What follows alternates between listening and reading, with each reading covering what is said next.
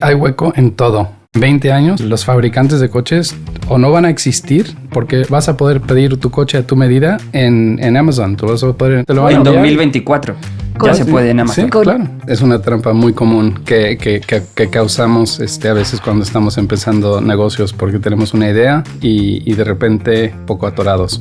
Lo que yo he hecho en el pasado es parar lo que estamos haciendo y hacer como una reflexión de realmente qué es el problema que últimamente queremos resolver. ¿Qué pasa si seguimos haciendo esto? ¿Y a dónde lleva esto? ¿Y qué nos perjudica en términos de la visión mayor? Tienes el tema de tener que ganar dinero y a veces te vas por lo fácil y eso también es un problema. Y es un punto importante porque determina si vas a fallar o vas a continuar.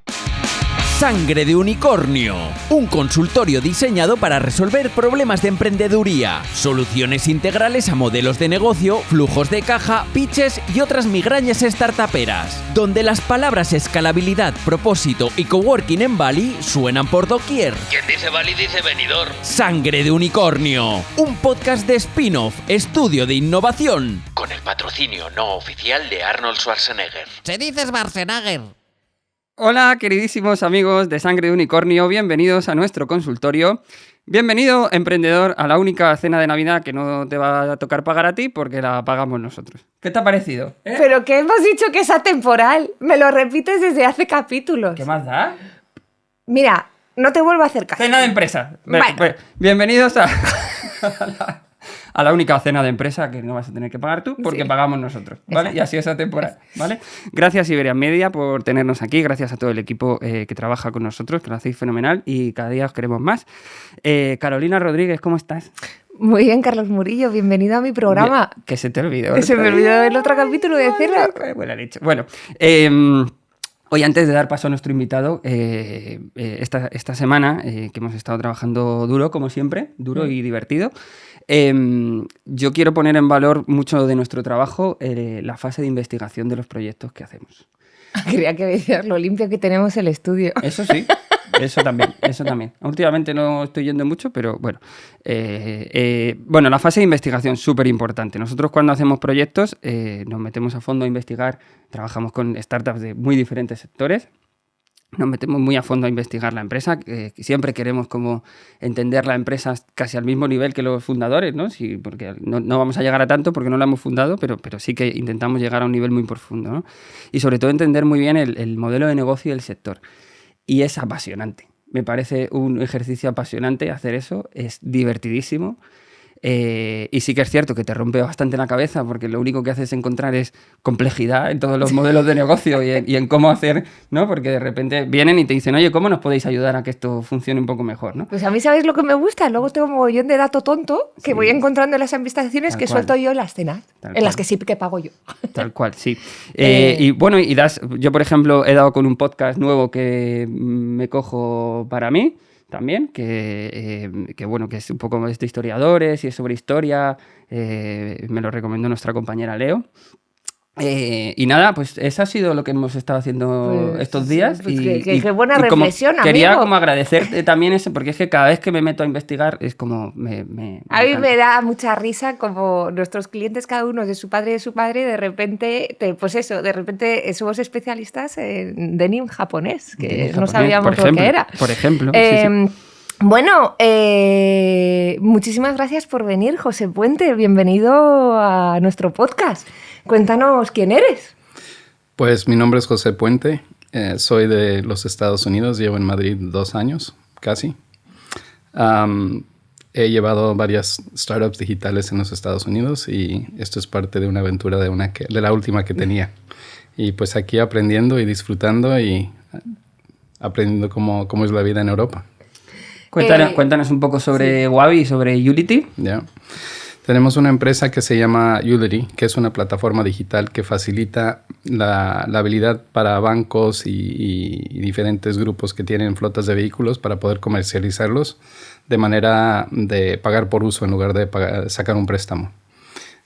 Wabi es un marketplace donde principalmente concesionarios de coches que tienen coches a la venta pueden ofrecer a sus consumers la habilidad de pagar por el uso de un coche en lugar de tener que comprarlo. y ahorita está funcionando en España y lo tenemos en Alemania y la intención es desarrollarlo por toda Europa. Pues nada, ya sabes cómo funciona este podcast, hago un pequeño refresh, la gente nos llama, normalmente, pobrecitos míos, nos cuentan unos marrones que flipas y nosotros con toda la buena intención y lo que podamos en experiencia les ayudamos o le damos nuestro consejo. Siempre partes tú dando el consejo y luego nosotros aportamos lo que veamos. Emilio, dentro primera llamada. Vamos con ella.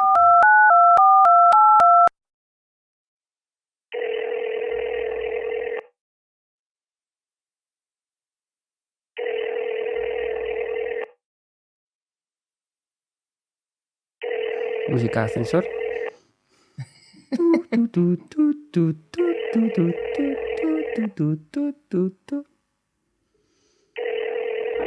Hola. Hola. ¿Cómo te llamas? Hola, ¿qué tal? Hola, me llamo Carmen. Hola, Carmen, bueno, ¿qué tal? lo primero de todo, gracias por ayudarme. Ok. Bueno, a ver, igual, en fin, que aquí explotamos muchos globos. A ver si sales llorando. A ver si Pero podemos. me vais a ayudar porque se escucha alguna vez. Bueno, Os cuento un poco, si queréis. Sí. Mi negocio es sobre utensilios de cocina inteligentes para profesionales de la cocina. Llevo un software que permite hacer que el cocinado sea un poco más eficiente. Entonces, el caso es que trabajando con los restaurantes, mi equipo, bueno, nosotros nos hemos dado cuenta que hay muchos problemas que no habíamos revisado antes y que no nos los habíamos imaginado. Así que, de forma orgánica, hemos ido ampliando el desarrollo del software de los utensilios para dar solución a esos problemas y actualmente nos hemos dado cuenta de que el propio software se ha convertido en una vertical de negocio en sí misma. Entonces, tiene tanto potencial que no sabemos si parar la parte de los utensilios y enfocarnos simplemente en ese software para que sea un SaaS. Y aquí es donde os pregunto, ¿qué haréis vosotros? Ok. José, ¿cómo lo ves? Bueno, pues eso es Buen una, mar. eso yo le digo es una trampa muy común que causamos a veces cuando estamos empezando negocios porque tenemos una idea y nos metemos y empezamos a enfocarnos en un canal y de repente pues nos encontramos en una posición donde estamos un poco atorados.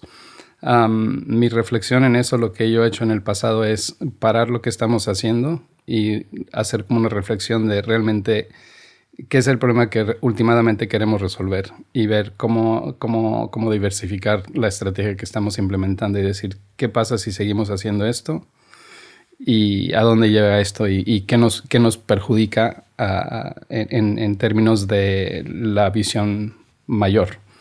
Y es un punto importante porque determina si vas a fallar o vas a continuar. Porque si a veces insistes, la probabilidad que te funcione bien, si está muy, yo le digo narrow, muy angosto la oportunidad, entonces no tienes mucha flexibilidad y de repente te encuentras con un potencial de mercado mucho más pequeño de lo que te pensabas. sí, aunque la captación de dinero sea más fácil porque han visto una solución ahí rápida, luego no hay tanto mercado.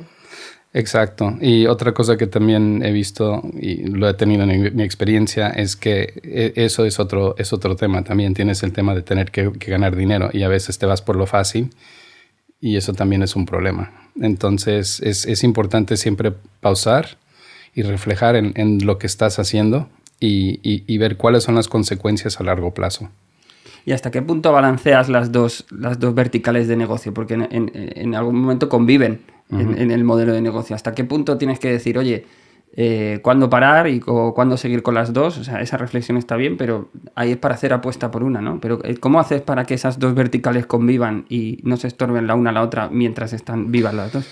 Bueno, por una parte, tienes alguna idea mientras lo estás haciendo, te estás dando cuenta de lo que está pasando. Entonces ya tu intuición te está diciendo que tienes que tomar una decisión. Y si no tienes toda la capacidad, porque no tienes el expertise, como acaba de comentar, de todo el ámbito, es a veces bueno tener consejos o consejeros o hasta los mismos clientes, los mismos a los que les estás sirviendo, decir, mira, a ver, ¿qué te parece? O sea, ¿dónde tienes más problemas? Y reflejar un poco, porque si sigues invirtiendo, básicamente te estás metiendo más y más al hueco y se te hace mucho más difícil salir, porque ya hasta te llega una convicción de que que lo tienes y te estás engañando que al futuro vas a poder salir y ampliar, porque tu deseo al final fue de ampliar, no fue de verticalizar. Uh-huh. Yo, Carmen, lo que te diría es, y muy interesante lo que dice José, de contar con tus clientes para tomar un poco también esa decisión, ¿no?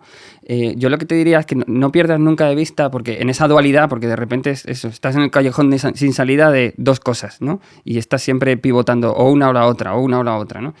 Yo creo que hay una capa superior y teniendo muy en cuenta al cliente, que es la parte de que no pierdas de vista que hagas lo que hagas, tires más por el software o por el producto, siempre va a haber un servicio detrás.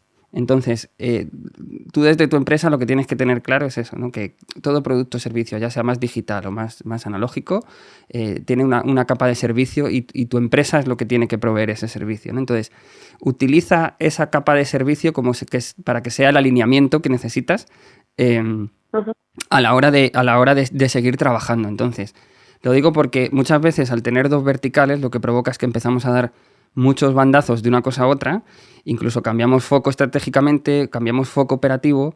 Entonces, ahí lo que no tenemos es un punto de anclaje, ¿no? Entonces, esa capa de servicio, de relación con el cliente, tiene que ser, independientemente que sea más hacia una cosa o a otra, pero tiene que ser más o menos siempre la misma. Y te puede servir como referencia para no ir perdiéndote y para no ir dando bandazos de un sitio a otro, ¿sí? Y si me permites, Carmen, aprovecho tu situación también para poner otra casuística dentro de este ámbito. Pues, por ejemplo, hay ejemplos como Vaya Food, lo cuentan los fundadores.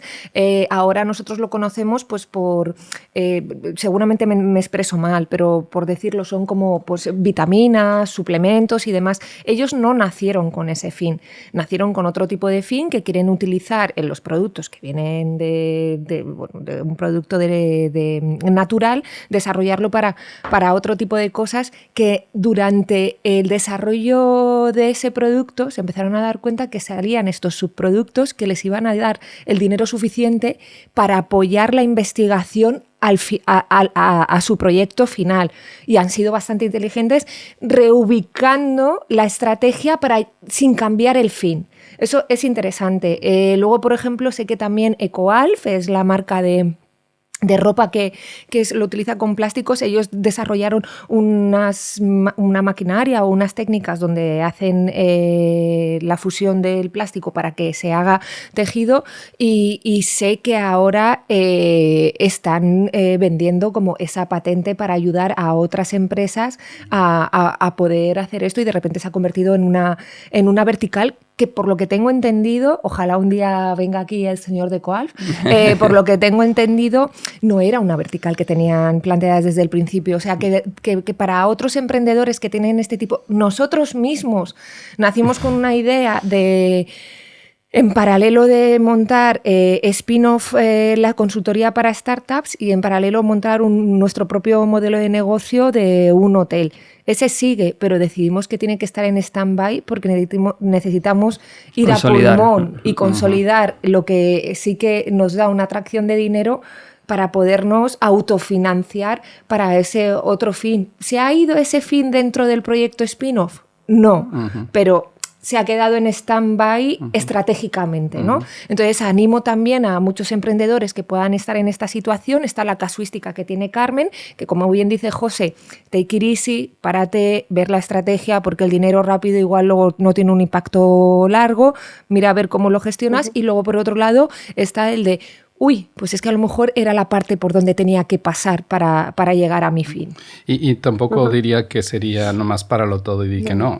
Es reflexionar. Cuando digo reflexionar puedes también a la misma vez darte cuenta que tu visión original era muy buena, pero esto que has descubierto está mejor, pero si lo ves que está muy, muy, muy, muy limitado, ¿hasta dónde puede llegar eso? Y si ves que eso se puede ampliar, pues también es como tú has dicho, o sea, hay que seguir ese camino también. Pero en este momento tienes que reflejar. Es súper importante. Yeah. Bueno, Carmen, decide tú. ¿Crees que te hemos ayudado?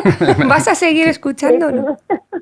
Sí, hombre, por supuesto. Sí, la verdad es que me habéis dado muy buenos consejos. Y sobre todo para discutir lo que decís un poco y analizar bien la situación y poder y poder decidir. Fenomenal, Muchas Carmen. gracias. Pues nada, muchísimas gracias por llamar y muchísima suerte con tu empresa. Pues gracias a vosotros. Gracias, adiós, Carmen. Bueno, pues primera ronda, ¿cómo la has visto? Bien, sí. Bien, ¿no? Bueno, además de las llamadas, tenemos secciones para también que descanses un poco, porque entendemos que el estrés de la llamada y no saber qué me van a preguntar cansa. Entonces, tenemos una sección que se llama Mierdas que nos gustan. Adelante, intro.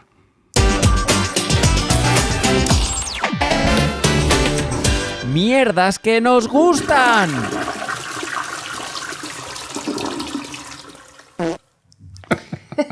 Bueno, ese es siempre es Y el... no he hemos vuelto a dicho. hablar de ese tema. Muy bien, estamos creciendo como podcaster, Me Carolina. prohíben hablar de los pedos que me tiro en casa con mi Pues marido. ya estás hablando. ¿Ves? Bueno, la cabra tira, pero- la cabra tira al monte siempre.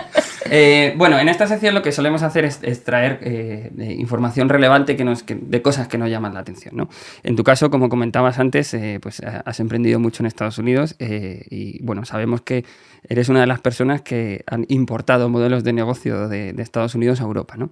Entonces, hemos hecho una mini investigación de qué modelos de negocio hay en Estados Unidos Cuenta ese que me encanta. que se pueden importar, ¿no? Entonces, por ejemplo, tenemos Eterneva o Eterniva, que sería Eterniva en US lo dirán así, ¿no? Los que ingleses no dirían lo mismo. crea joyas a través de las cenizas de los muertos, o sea, convierte Sí, las sí. cenizas de tus familiares en joyas para que sea algo forever. Esta me encantó, que es cancelweddings.com. Cancel-weddings. Cancelweddings.com, que lo que haces es que puedes comprar una boda que ya estaba organizada, pero que se haya cancelado. Muy bien. Entonces tú la pones como en un marketplace de bodas organizadas. Fenomenal. Sí, es que Fenomenal. me parece un ideón. Es un Fenomenal. ideón. Es un ideón. Si no la están trayendo, lo mismo la traemos nosotros. Lo mismo la traemos nosotros. En este momento. Luego tenemos a Tinison también, que es una alternativa al alcohol basada en plantas, o sea, en desarrollo de plantas, fermentación de plantas, pero sin la parte alcohólica. Y luego otra que me gusta muchísimo que se llama rentafriend.com, que es alquila a un amigo. Que bueno, que es, oye, si necesitas ir a un evento acompañado, si no te apetece ir al cine solo, si estás viajando por el mundo y quieres visitar una ciudad y no hacerlo solo, pues es como un marketplace de amigos. Yo para eso utilicé Tinder. También, ¿no? Cuando vivía en Estados Unidos. Conclusión, Bueno, que hay un montón de ideas de negocio interesantes que se pueden importar, ¿no? Entonces, la pregunta que te queríamos hacer, José, en base a tu experiencia, ¿qué cosas hay que tener en cuenta a la hora de importar un modelo de negocio que funciona en Estados Unidos o que puede estar funcionando en Estados Unidos? ¿Qué cosas hay que tener en cuenta a la hora de importarlo a Europa? ¿Qué criterios hay que seguir? ¿Por qué tomar la decisión de si hacerlo o no hacerlo? Cuéntanos un poco. Pues para mí principalmente es las culturas. Y les doy un ejemplo. Ayer estamos viendo videos en YouTube y vimos un video del Auto Show de Los Ángeles, que es uno de los más importantes que hay. Y hay un grupo de fabricantes chinos que tienen una marca y todo y han colocado por la puerta de entrada su stand. Y lo que han hecho es han comprado una camioneta Toyota y la han blindado como que se parece al Cybertruck. Okay. Y tienen materiales y follos y se ve como que alguien lo hizo en su garaje. O sea, es horrible. Entonces llegan unos de la media y están grabando y están entrevistando y dicen, no lo puedes grabar. Y dice, pero ¿cómo que no puedo grabar?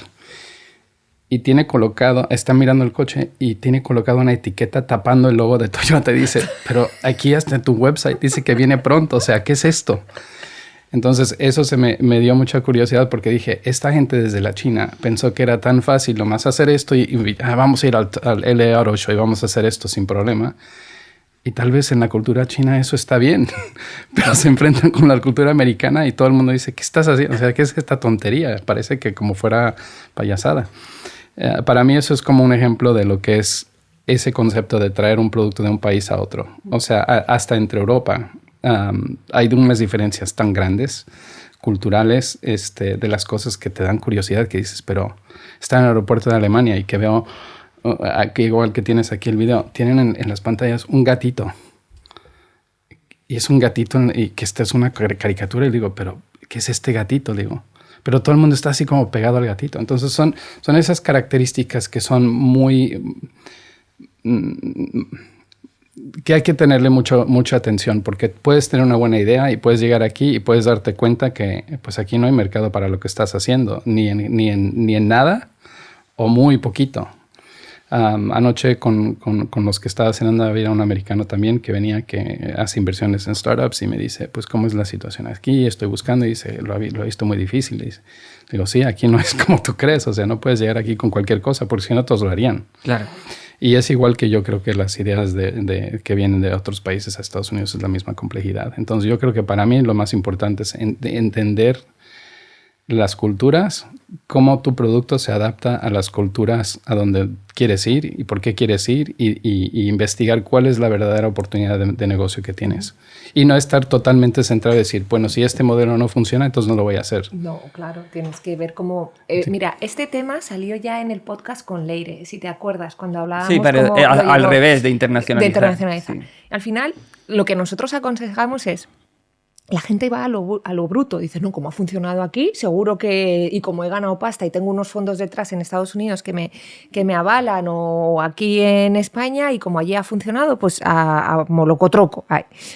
Al final es, ¿cómo se conoce esa cultura? Observando. O sea, puedes hacer pequeñas inversiones de, bueno, o pop-ups o pequeñas pruebas en diferentes barrios, porque la gente dice, no, lo mío tiene que estar en este barrio. ¿Y tú qué sabes? Es que a lo mejor justo el arquetipo tuyo que funcionaba en Estados Unidos tiene otro tipo de características en España y no pertenece al barrio que los datos te están diciendo que tú tendrías que estar en comparación con el barrio que estás en Estados Unidos. Hasta esos pequeños detalles, dice, porque a ver, de toda la vida, yo cuando he ido a Zara aquí de Fuencarral, no es lo mismo que ir a Zara de Serrano. Eso ha pasado siempre. Y mi madre tiene una tienda de ropa en Valladolid y muchas de las cosas que yo me cogía aquí en sus fabricantes a por mayor, yo le decía, ay mamá, que le ha encantado a las niñas cuando he salido el fin de semana. Lo llevaba a Valladolid y no lo vendía. Dice, es que fíjate, ese detalle, o sea, eso me ha pasado así de veces. También les digo que he tenido 2 amigos que han tenido startups de Estados Unidos que no les iba muy bien allá y vinieron acá y les fue fenomenal. Qué bueno. Porque el mercado aquí, y sin saberlo. Fíjate. Claro, es un tema también, porque yo entiendo que antes de traer un modelo hay un análisis de métricas, ¿no? De, oye, en Estados Unidos está funcionando, estas son las métricas que hay, y es validar la hipótesis de si en otros mercados esas métricas pueden funcionar o no, ¿no? Lo que pasa es que además de las diferencias culturales entra la madurez de los mercados, ¿no? En cada uno de los momentos, que a lo mejor puede ser un poco el caso de que en Estados Unidos no estuviera el mercado preparado y aquí hubiera la necesidad, ¿no?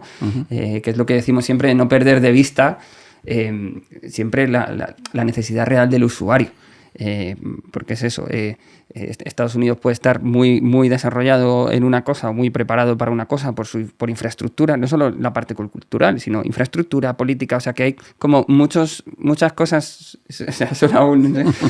muchas cosas socioculturales que afectan, que no es solo la propia cultura lo que más, ¿no? Pero que hay muchas cosas que pues hacen que un mercado esté más maduro que el otro. ejemplo a mí me gusta mucho.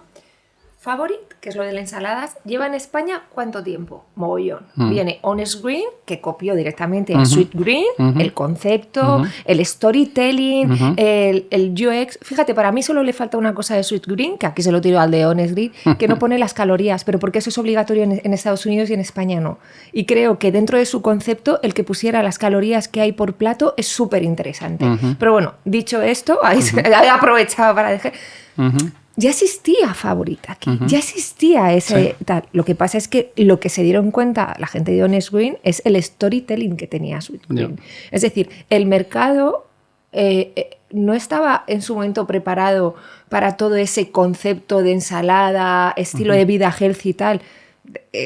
Yo creo que triunfó en el momento justo cuando vinieron con ese storytelling de que tu día a día tú también puedes salir fuera, puede ser una experiencia divertida de estar en un restaurante y comer sano, no es el Favorite, venga, me lo llevo a la oficina. Creo que para mí es uno de los grandes ejemplos de algo que ya existía en España, que era Favorite, y que de repente se trajeron un storytelling distinto que es Honest Green desde Sweet Greens. Sí, o sea, con ese mismo ejemplo, yo he viajado a muchos países, he estado en Colombia y no ves Starbucks. O sea, los Starbucks que existen están vacíos, la gente no va. porque tienen Juan Valdés, es institucional y claro, pero se piensa que esto es aplicable. Yo creo que hay cosas que son generales que aplican a cualquier persona en cualquier parte del mundo, como email. Okay. O servicios como Google, o sea, de buscadores. O sea, hay cosas que son transversales porque todo el mundo tiene la misma necesidad a nivel humano. Pero cuando empiezas a llegar a cosas que son más como consumibles, como acabas de hablar de comida o de moda o de diferentes tipos de cosas que se consumen, pues ahí sí tienes las limitaciones a través de la aceptación, la oportunidad comercial. El tamaño del mercado. El tamaño del mercado. Mira, yo llego aquí, la primera cosa que somos aficionados de Amazon. Uh-huh. Todos los días tenemos, pues llegando a la casa. Aquí llegamos y digo, tienen como 10% de lo que ofrecen en Estados Unidos. Pues claro. O sea, que estamos viendo... Y aquí, yo cuando vivía en Estados Unidos me lo podían dejar en la puerta de casa en Los Ángeles. Aquí que no, lo pides y en 6 horas te lo dan. Pero o sea, digo, puedes... que si no estás en casa, aquí no les dejes que te lo dejen en la puerta de casa. Te lo llevan, te lo quitan. Yo cuando vivía allí, yo decía, no, me tengo que quedar en casa. Y me dice un amigo, eres una paleta. Yo digo, dice Carolina, lo dejan en la puerta de casa y la gente no se lo lleva. Vives en un buen barrio. Yo, claro, eso te iba a decir, digo, no en todos los barrios de Los Ángeles. Pero que aquí vivo en un buen barrio y ya te digo que no me lo dejan en el felpudo o en el portal. Y tampoco.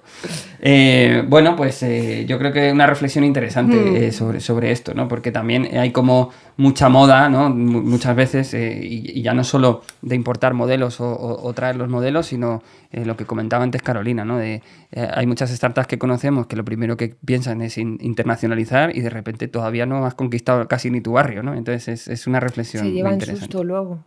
Bueno, pero también es una cosa que también es un poco delicada porque si lanzas un startup en un país que no es Estados Unidos y tu destino es Estados Unidos, y como tú dices, si no lo has logrado donde estás, y puede ser que lo logres. Ya.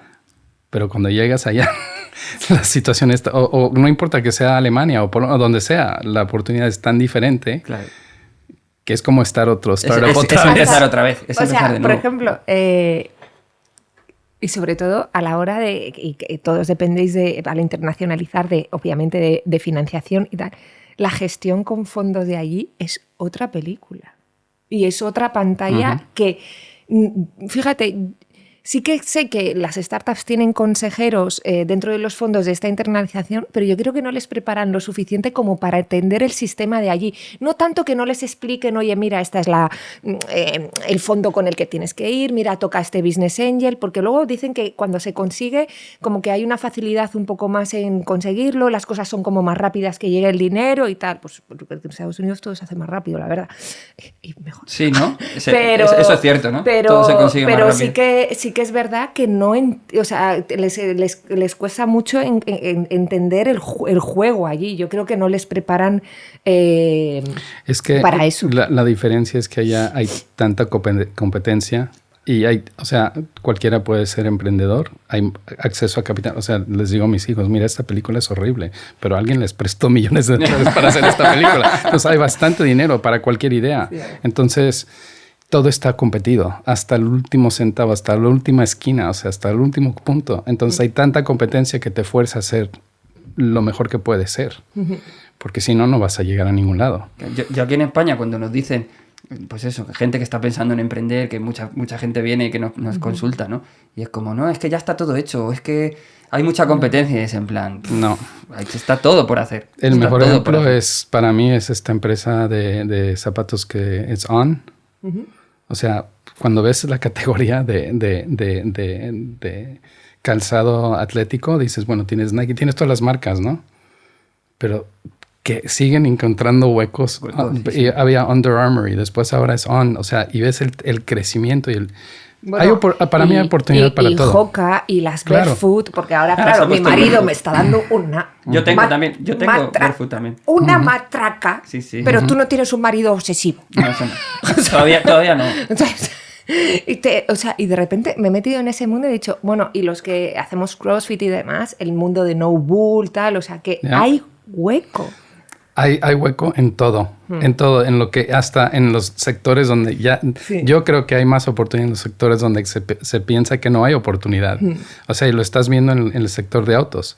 Anoche en la cena estamos hablando, yo pienso y creo que en 20 años los fabricantes de coches o no van a existir porque vas a poder pedir tu coche a tu medida en Amazon. Tú vas a poder, y te lo van a fabricar en la China y te lo van a enviar. En 2024 ya se puede en Amazon. Sí, claro. Con Nike ya puedes hacer eso con tus zapatillas. Exacto. o sea, y suena un concepto muy radical y raro, pero... Y quitando la pantalla de gente que se hace sus zapatillas con impresora 3D, sus propios diseños. O sea, que hay gente que se lo hace en el garaje de su casa. O sea, entonces, bueno. Tenemos más llamadas, José. Emilio, segunda llamada, porfi.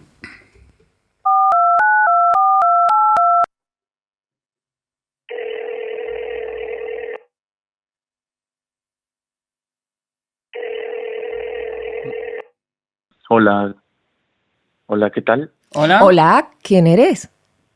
Me llamo Luis, soy de Perú, pero bueno, ya tengo tiempo viviendo en España. Y verán, soy emprendedor y estuve dirigiendo durante mucho tiempo una agencia de publicidad ahí en Lima. A ver, aún la tengo, pero solo que mi participación ya es más, digamos, como que socio, ¿no? Ya no tanto estoy ahí en el día a día.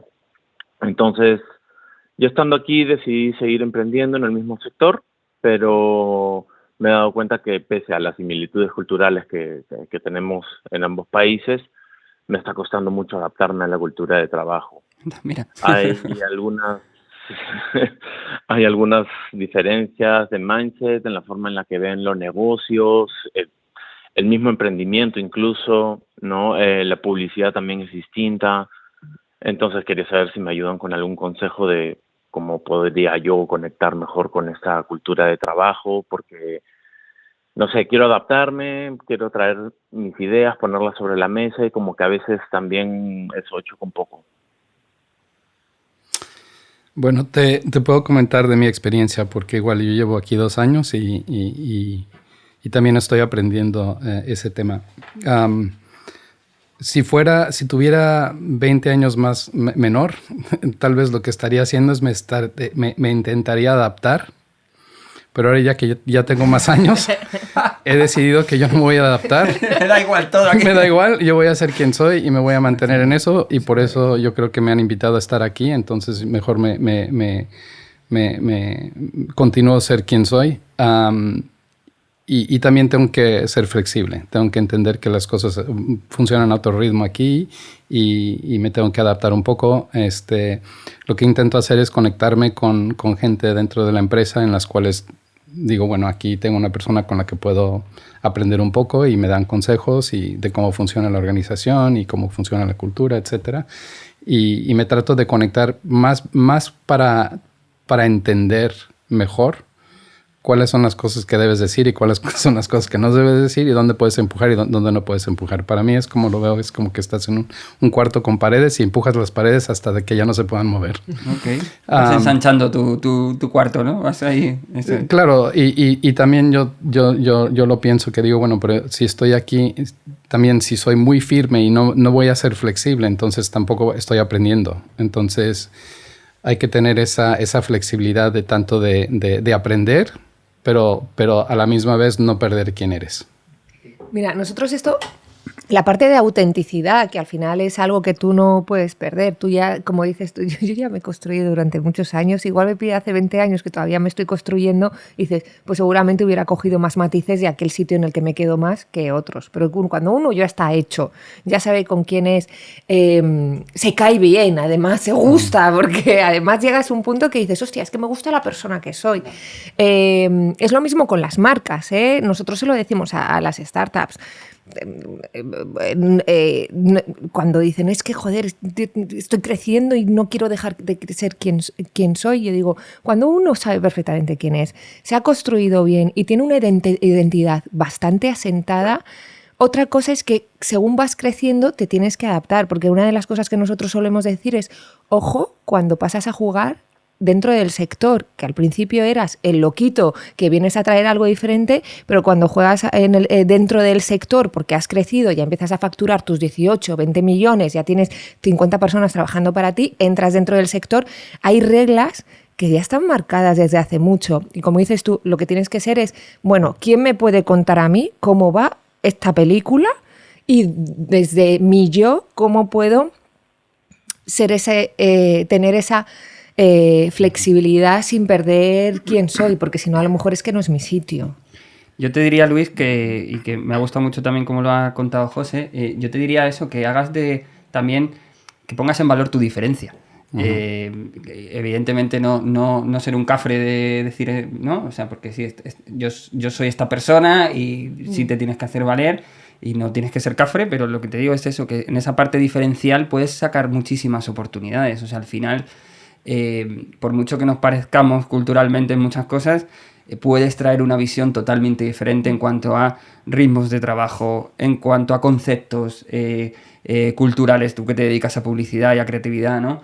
Conceptos culturales que se pueden adaptar al mindset europeo. Visión de las cosas. Visión de las cosas. Entonces, yo creo que estás ahí un poco, bueno, no quiero tampoco juzgar mucho, pero creo que estás ahí un poco en el tengo que adaptarme obligatoriamente. Y yo creo que tienes también que hacer de tu diferencia una oportunidad de desarrollo, ¿no? Y una oportunidad incluso de negocio y de intercambio cultural con tus propios compañeros en el equipo, ¿sí?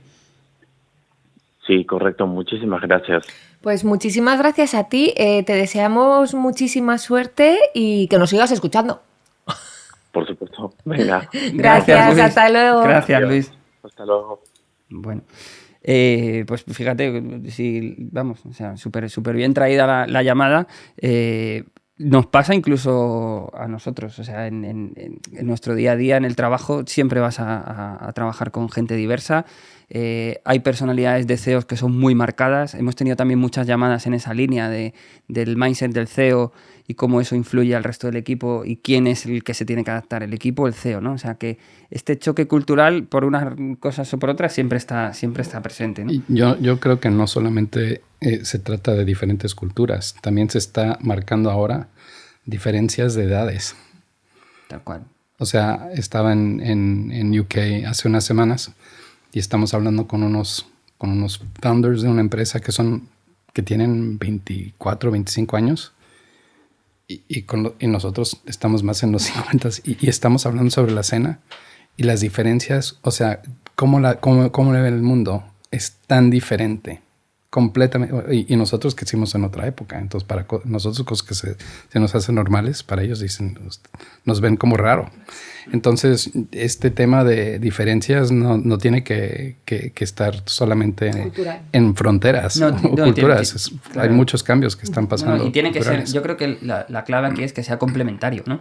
Uh-huh. Y que una cosa se enriquezca de otra. No uno frente al otro, sino que una cosa se enriquezca de otra. Claro, si no tienes esa adaptación y flexibilidad para aceptar las diferencias, vas a tener mucho problema. Uh-huh.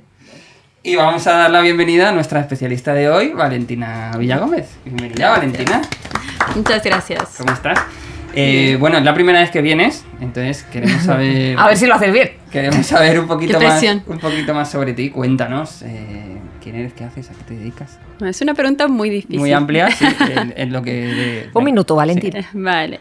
No, bueno, así por hacerlo corto, yo soy de Bolivia, me vine hace unos años ya a España y me he dedicado desde ese momento a trabajar con startups, empresas grandes, pequeñas, un poco de todo, ayudarles tanto con su estrategia a nivel interno como con el cliente, ¿no? Y un foco durante muchos años en el diseño estratégico y ahora más especializado en el diseño de experiencias.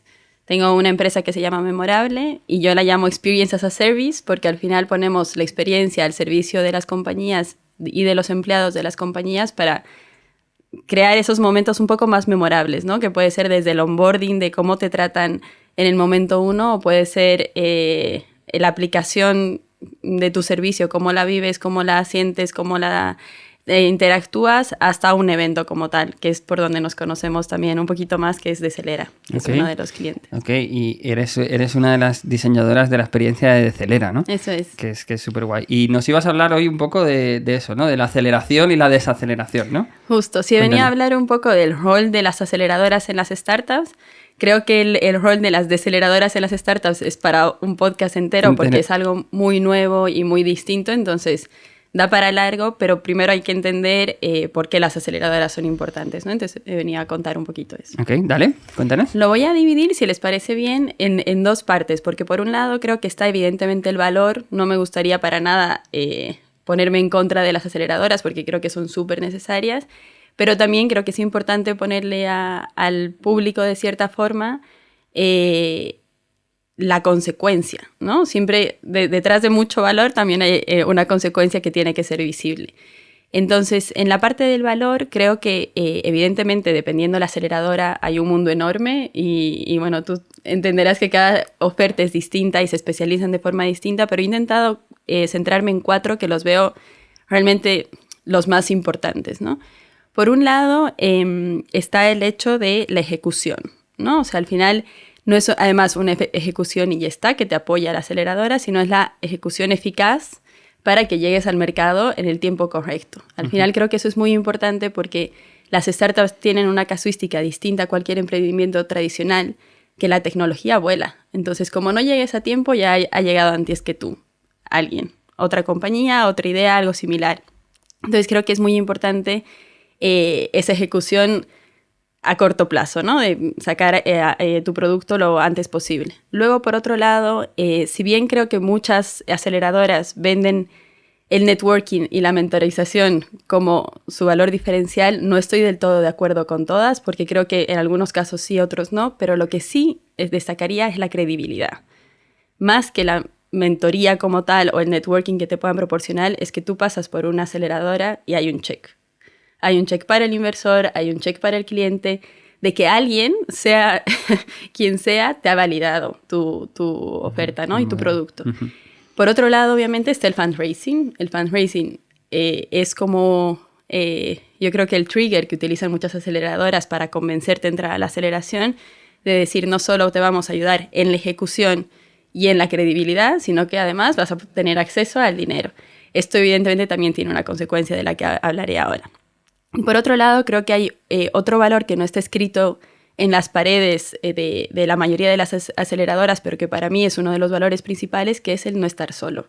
No solo como founder, sino como empresa, ¿no? Porque al final las aceleradoras en general tienen el espacio de coworking, tienen los eventos, tienen y ahí estar con una... La comunidad. Claro, la comunidad de startups que esté igual que tú, pues a mí me parece como de las cosas más esenciales. Evidentemente creo que todo esto tiene el lado... no oscuro, pero sí una consecuencia de que la aceleración de por sí, ya el nombre, nos tiene que hacer pensar, ¿no? Porque acelerar demasiado tiempo tiene sus consecuencias. Y ahí hay una parte científica, el ser humano como tal no puede acelerar más de 11 días de tirón, ¿no? Y consecutivamente, porque tiene efecto en la concentración, en la pérdida de foco, en el sueño, etc. Entonces, ya partiendo de ahí, partimos del hecho de que la aceleración 6 meses va a tener una consecuencia. Yo hablaría como de los contras del valor que acabo de comentar. En el fundraising, evidentemente tú cuando entras y es tu primera ilusión, sobre todo si eres primer founder, porque igual si tienes más experiencia lo controlas más, pero creo que para los founders primerizos que entran en su primera aceleradora, tienen que tener mucho cuidado con lo que dan, porque al final tú estás compartiendo acciones, estás compartiendo decisiones. Y eso, si tu empresa le va bien o le va mal, va a ser de las cosas que más te pesen. O sea, llega un momento en que hay ahí una fragmentación de la compañía que es súper peligrosa. Y que yo creo que, al menos en mi experiencia, lo que yo he visto trabajando con startups es que no es solo la fragmentación con la aceleradora, sino que ya fragmentas con la aceleradora, pero la aceleradora te hace, de cierta manera, o sea, te da unas métricas que tienes que llegar a X dinero, a X ventas y tal, que para poder hacerlo aceptas cualquier inversión. Entonces de pronto terminas a los 6 meses o al año, sí, claro, con 30 inversores que es imposible controlar. Más cuando te va mal, complicado, pero cuando te va bien, también es complicado porque has fragmentado tu compañía. Y creo que eso hay que tener mucho cuidado. Luego también creo la falta de personalización. O sea, hay muchas aceleradoras que pueden venirte genial si están especializadas, pero que también caes en el riesgo de, por el nombre de la aceleradora, meterte en una aceleradora que no es la que necesitas.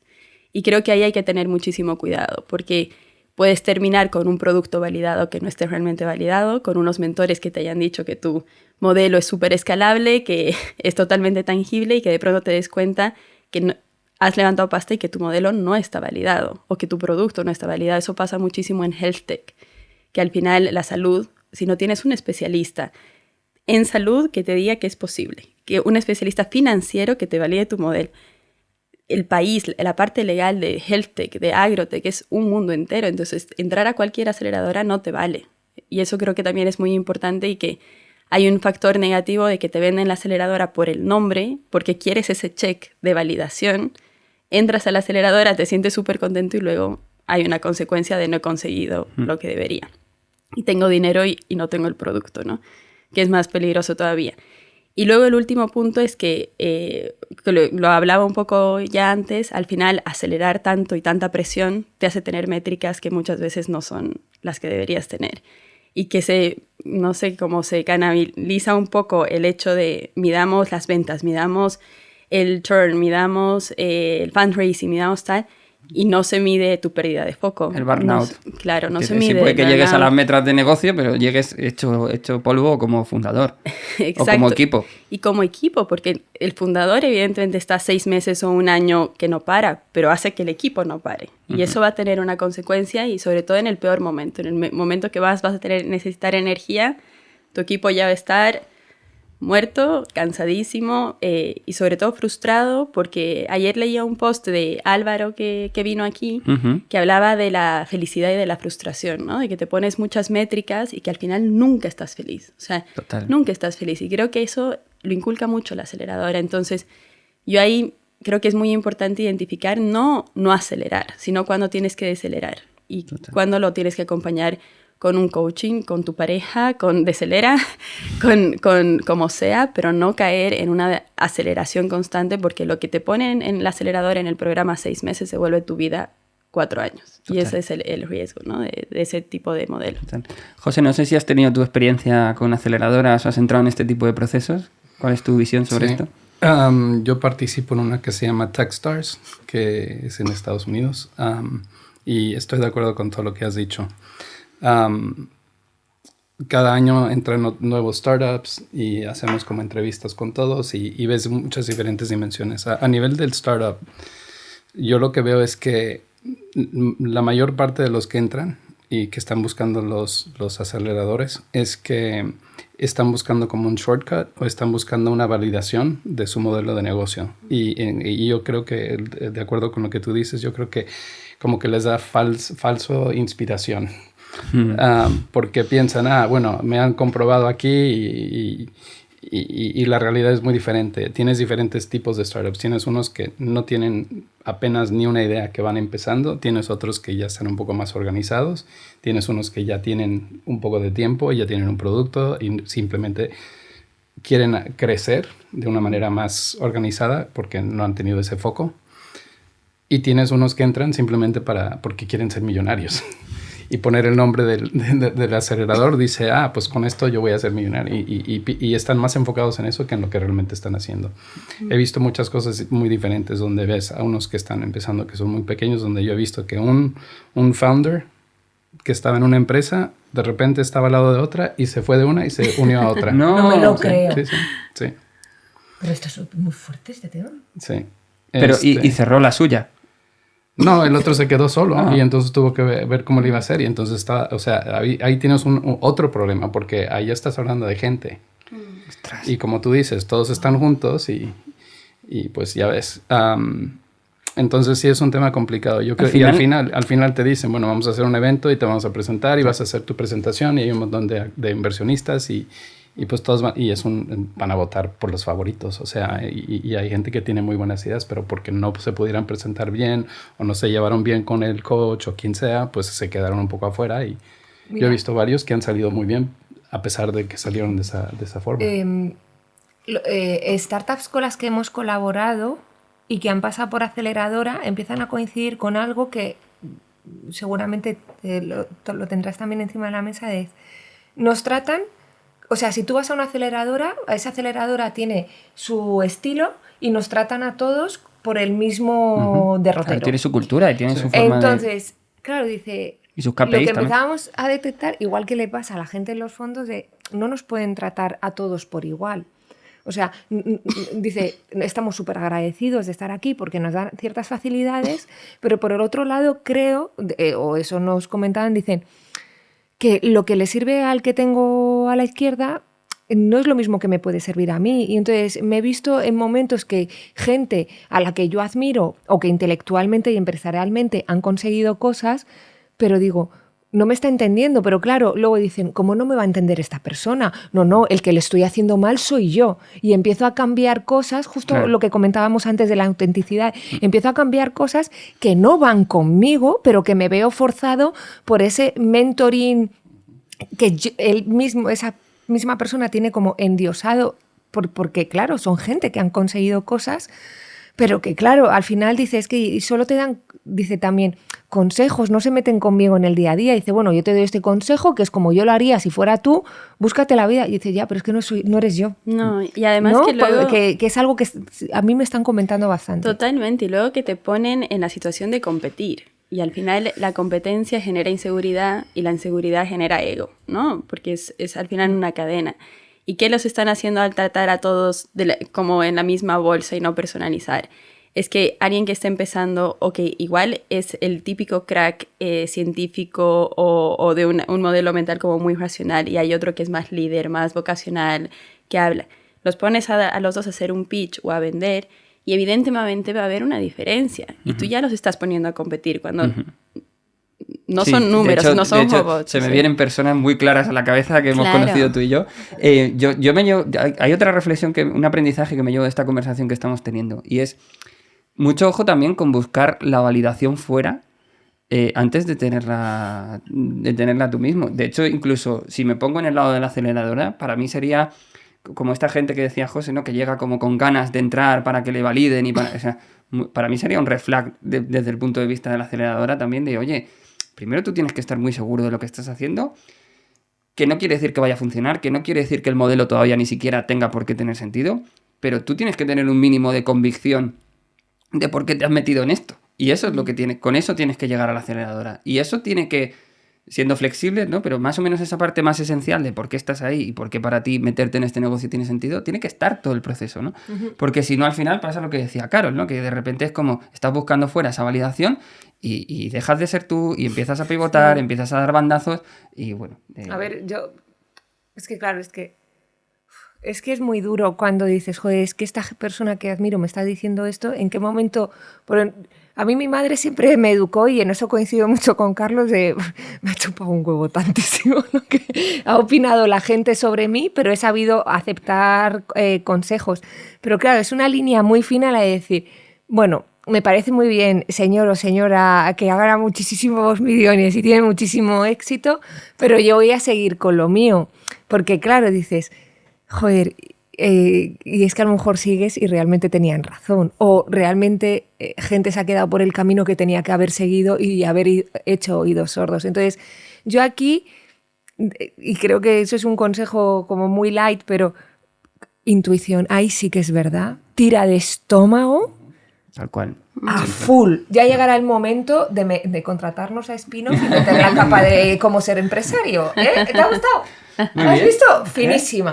Pero, tío, tira de intuición. Algo que yo me levantaba con Carlos cuando me estaba Spinoff, y se lo decía también a mi marido y a mi madre cuando me preguntaban y tal, y digo, es que tengo tal sensación de que estamos haciendo algo tan bueno. Es aquí. Pero es de aquí, O Sí, sea, sí. es de barriga, no es...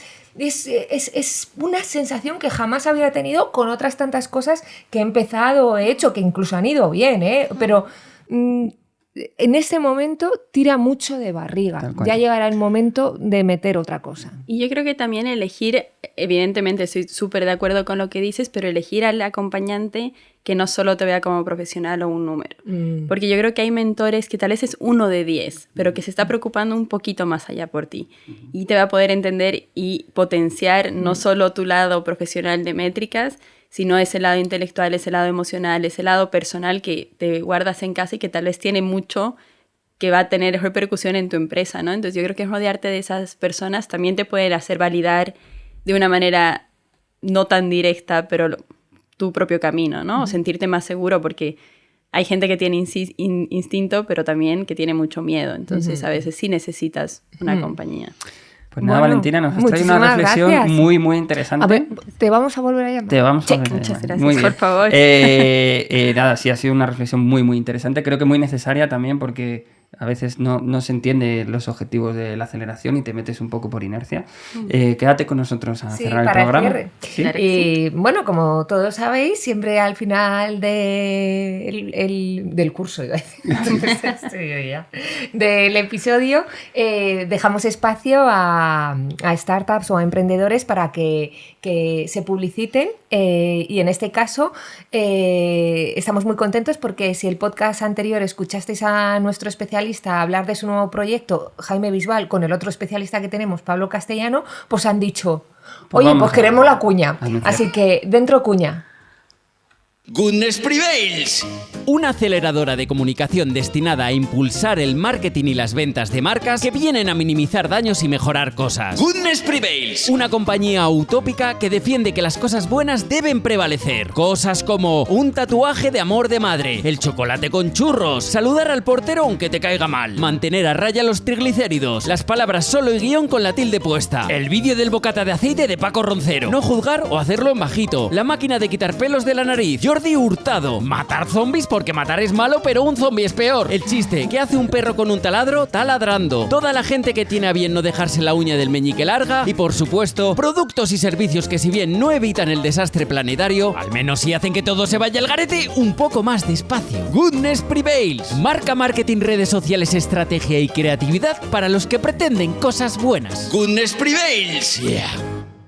Bueno, pues como os comentamos el otro día, Goodness es pues como un hermano de spin-off. Es más, muchos clientes nuestros los compartimos. Nosotros solemos hacer la primera parte, que es la estrategia de negocio y de marca, pero como compañía. Y luego cuando detectamos que necesitan una buena dirección de marketing y una buena comunicación, pues claramente se lo derivamos a Goodness, que nace un poco como nosotros, son profesionales de sector en alto nivel que se dan un día cuenta de decir, ay, pues vamos a cambiar de pantalla un poco, ¿no? Vamos a hacer algo un poco diferente y para compañías que egoístamente no queremos que desaparezcan, ¿no?